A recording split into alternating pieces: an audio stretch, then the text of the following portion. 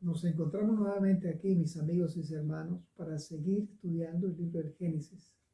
Y hoy estudiaremos acerca del diluvio, que se encuentra en los capítulos del 6 al 9. Dice la escritura allí en el capítulo 6, versos 5 y 7. Vio Jehová que la maldad de los hombres era mucha en la tierra, y que todo designio de los pensamientos de su corazón solo era de continuo el mal. El verso 7 dice: por eso dijo Jehová: borraré de la faz de la tierra a los hombres que he creado, desde el hombre hasta la bestia, y hasta el reptil y las aves del cielo, pues me arrepiento de haberlos hecho. La humanidad se había pervertido. El enemigo había destruido la imagen y la semejanza de Dios en los seres humanos. La estrategia de haber unido los hijos de Dios, que eran la descendencia de Set, con los hijos de los hombres, que era la descendencia de Caín, fue una estrategia que funcionó porque degradó a la mayoría de la humanidad, prácticamente toda, o mejor dicho, toda.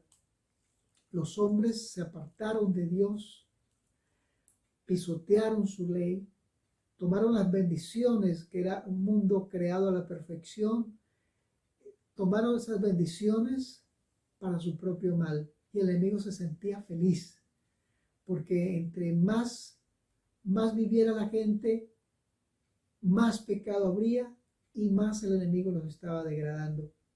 Y entonces Dios dijo que iba a borrar a los hombres de la faz de la tierra, que iba a borrar a los animales sobre el planeta Tierra, y lo haría a través de un diluvio. Parece que el enemigo había ganado la guerra y la promesa de Dios no se cumpliría. ¿Cuál era la promesa? Bueno, que de la simiente de la mujer saldría uno que aplastaría la cabeza de la serpiente. Pero en el verso 8 dice algo maravilloso. Mire cómo dice: pero Noé halló gracia ante los ojos de Jehová.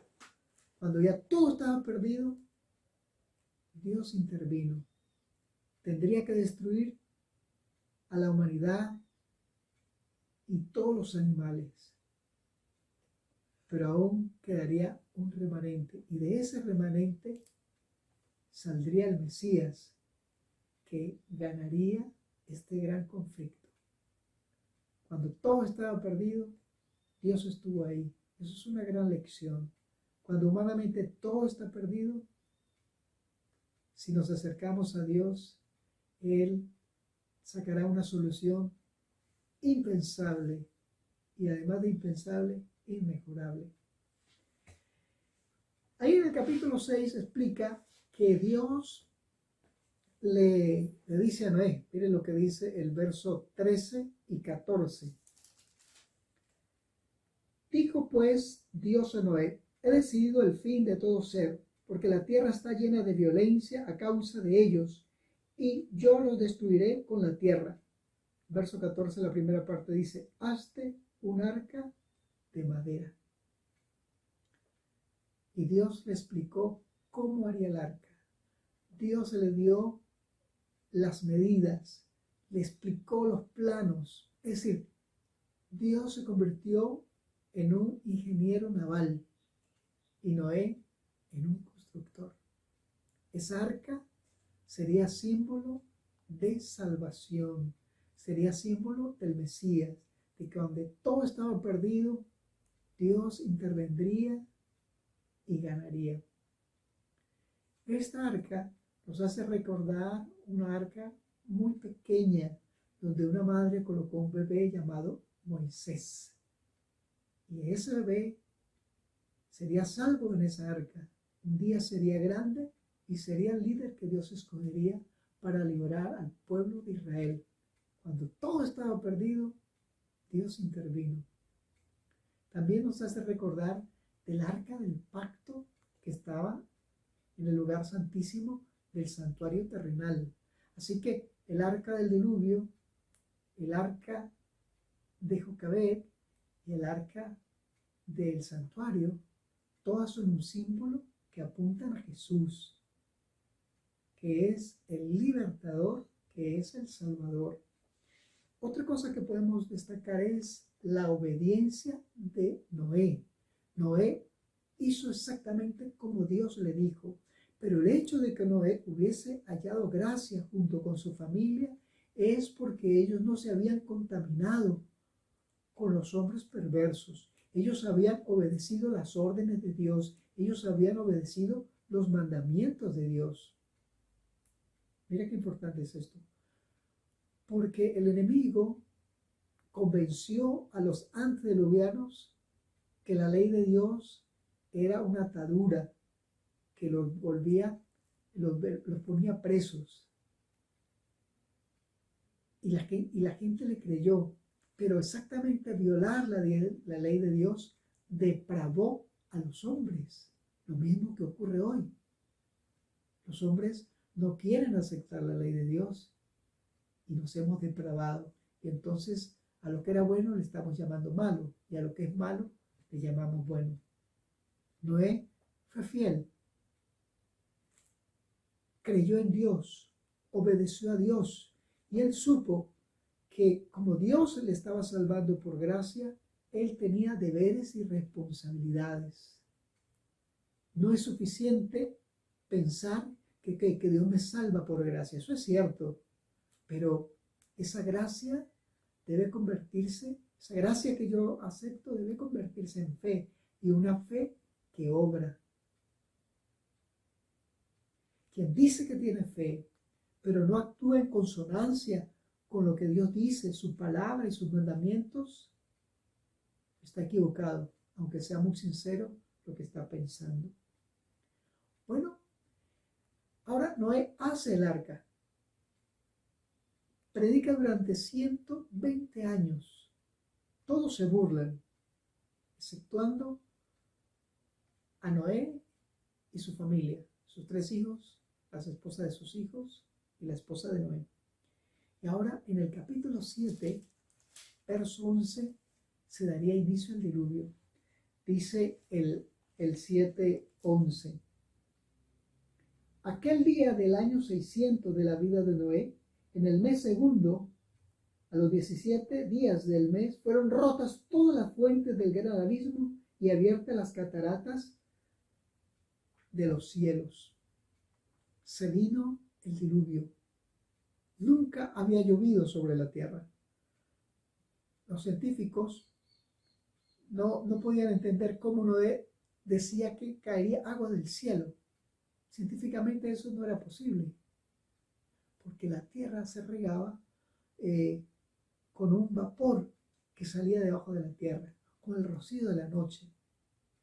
Así que cuando el cielo se llenó de nubes oscuras y comenzó a llover, ya era tarde. Muchos se arrepintieron, pero no en un arrepentimiento genuino, sino que descubrían que ahora iban a morir. Bueno, y de esta manera, a través de este diluvio, el Señor destruyó toda una humanidad, pero no la destruyó porque se deleitaba en destruirla. La destruyó porque el enemigo la había pervertido y había llegado esta humanidad a un punto sin retorno, sino que se seguirían degradando. Entonces, para que no se siguieran degradando, para que no se siguieran dañando, Dios, el Dios creador, que es un Dios de amor, también por ser un Dios creador, un Dios de amor, también es un juez y un juez justo. Y tuvo que hacer su extraña obra. Pero es una obra justa, porque el hombre decidió darle la espalda a Dios y se degradó. Para su bien, Dios lo destruyó. Pero ese acto que fue para destruir, también fue un acto para un nuevo comienzo. Entre el diluvio y la creación, que está en el capítulo 1 y 2, hay varios paralelos. Tenemos 5 paralelos. Por ejemplo, se usa el número 7, se dice según sus especies. La tercera son bestias, aves, reptiles. La otra nos dice macho y hembra, y una quinta es aliento de espíritu de vida. Hay cosas paralelas, Pero la idea aquí es, el Dios creador ahora se convierte en un Dios descreador, pero para iniciar una nueva etapa, para dar una nueva oportunidad a la humanidad. Porque a través de esa simiente vendría quien restauraría todo lo que se perdió, el Mesías, Jesucristo. Por eso es que solo en Jesús tenemos salvación. Bien, vamos a seguir adelante. Ahora llega el fin del diluvio.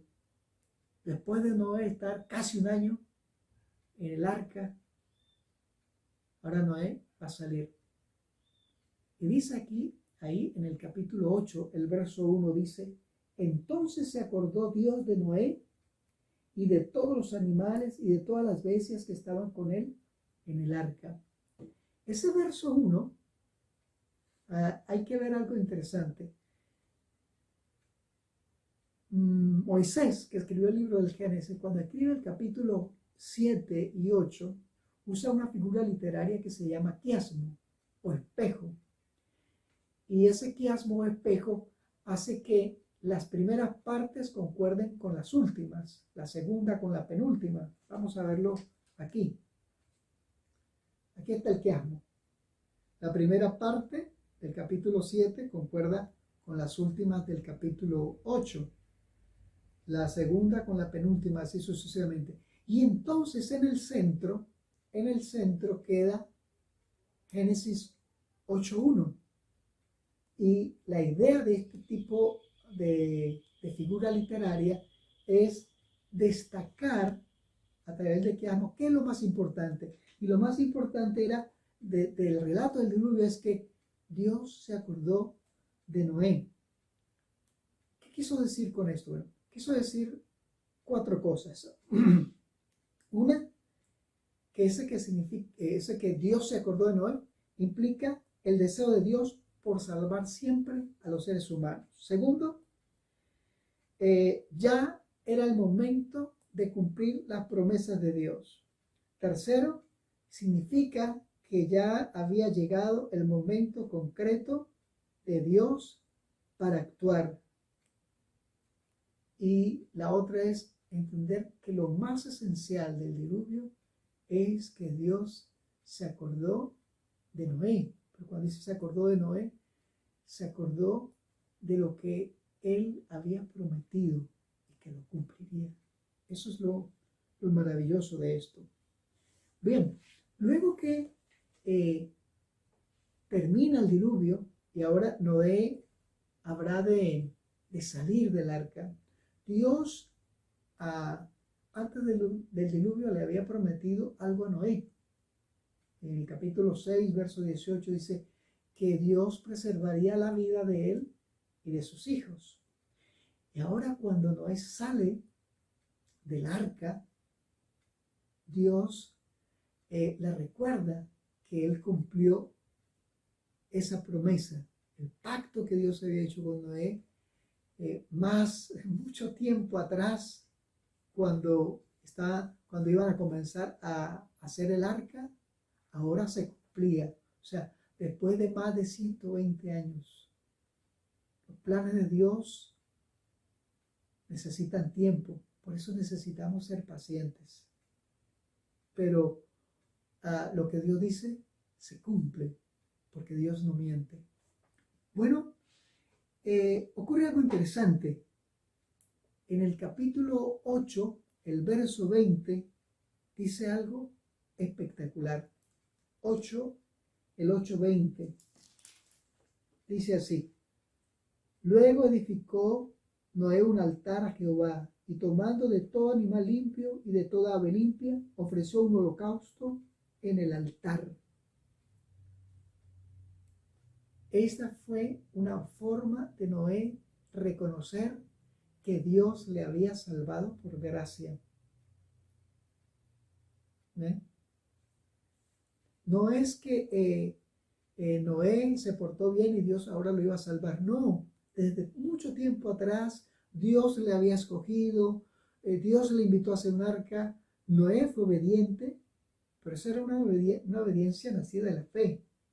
Y ahora, después de que todo el planeta se ha destruido y Noé sale del arca, descubre que ha sido salvo solo por gracia. Y él hace un sacrificio con animales limpios, como diciendo: Señor, este es un símbolo de que yo debía morir, pero ellos murieron como un símbolo de que alguien tomaría mi muerte, refiriéndose al Mesías. Y hubo ese holocausto. Bueno, aquí Dios de nuevo se siente con el privilegio de salvar a la humanidad y de cumplir sus promesas.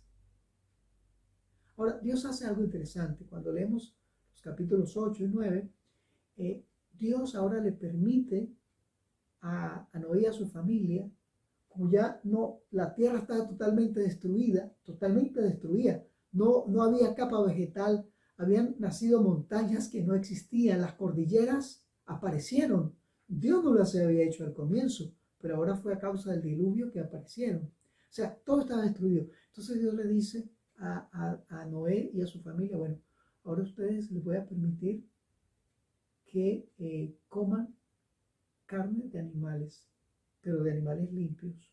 Los antediluvianos habían asesinado a hombres, habían matado animales, habían hecho de la carne parte de su dieta y comían de todo.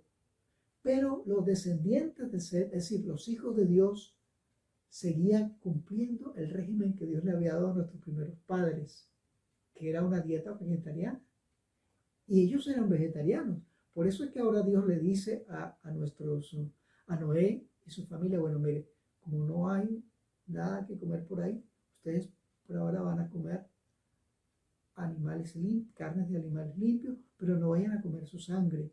Estas dos estipulaciones que Dios le dio a sus hijos, a sus fieles, de carnes limpias y sin sangre, era por una razón muy importante: para preservar su salud. Si desde aquel entonces hasta hoy los seres humanos hubiésemos escuchado este consejo, mire que nos guardaríamos de muchas enfermedades. Pero bueno, ahora cada quien decide lo que quiere comer, cada quien dice lo que es bueno y lo que es malo. Pero si escucháramos a Dios, redundaríamos en salud. Bueno, ¿qué pasó después? Luego que Dios le dijo estas cosas, ahora hay algo más que Dios hace. Vamos al capítulo 9, el verso 12 y 13. 9, 11 y 13. Dice así: Asimismo dijo Dios: esta es la señal del pacto que yo establezco a perpetuidad con vosotros y con todo ser viviente que está con vosotros. Mi arco he puesto en las nubes. Antes no había un arco iris porque no existía la lluvia. Pero ahora Dios dice: mira, este arco iris va a ser una señal de que yo nunca más destruiré el planeta por un diluvio. Pero también es un símbolo que yo lo salvo por gracia. Y sería un símbolo, un recordativo para la humanidad entera. Así como el sábado era un símbolo para la humanidad entera de que Dios lo había creado, el arco iris era un símbolo de que Dios los había salvado por gracia y que no destruiría más este planeta por un diluvio. Y eso sería muy bueno que nosotros lo tuviésemos presente cuando vemos un arco iris.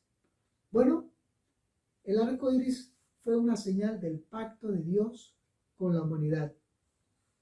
Dios continuará avanzando, cumpliendo sus propósitos.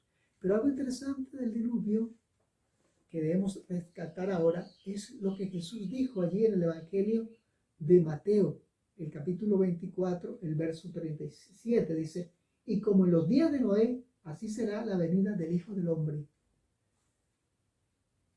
La humanidad antes del diluvio vivió una vida desenfrenada y vino el diluvio.